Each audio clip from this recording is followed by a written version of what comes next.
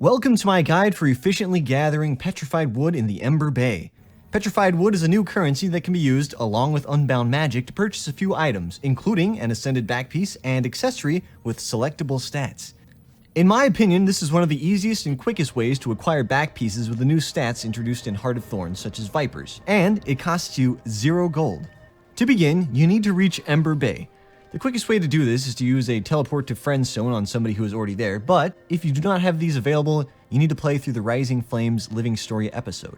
Once you have reached the bay, your primary objectives are the 5 heart objectives and 3 bosses, Vermingus the Worm, the Molten Dominator, and the Sloth Queen.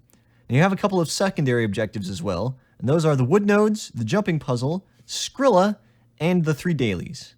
To start, check map chat. You want to head to one of the 3 bosses first, but the order is largely irrelevant. Just go to whichever one is up. The Vermingus and Molten Dominator pre-events will fill up your heart objective completion bar, making them very efficient. Make sure to kill the bosses afterwards. The Sloth Queen's pre-event is not worth doing, as it is very slow compared to just doing 2 laps around the heart area collecting eggs. However, be aware that the Sloth Queen dies faster than all of the other bosses, as in like less than a minute fast. So be ready to get to her quick if someone announces her presence in map chat. Once you have tackled these 3 hearts and the bosses near them, head to the Skrit Anchorage. Check for a Skrit named Skrilla. If she is waiting for donations, ignore her and just work on your heart completion. If Skrilla isn't here, head north to the beach and check for either the event in progress or, better yet, a chest just sitting on the beach. This chest persists for quite a while after the event is completed, and you do not need any participation to open it, so it is worth your time to check. It is also worth noting that unlike the other wood sources, Skrilla's chest has no daily limit and can be looted every time it spawns. Your final stop will be the heart to the northwest, on Caliph's Steps. Here you need to kill Jade Constructs and Sentry Towers. Bring some form of crowd control to speed things up, as they have an ability that makes them invulnerable for a time if you cannot break their Defiance bar. If you're feeling ballsy, the nearby jumping puzzle awards 5 wood. However, it is one of the more difficult puzzles in the game. With some experience, you can complete it in less than 10 minutes.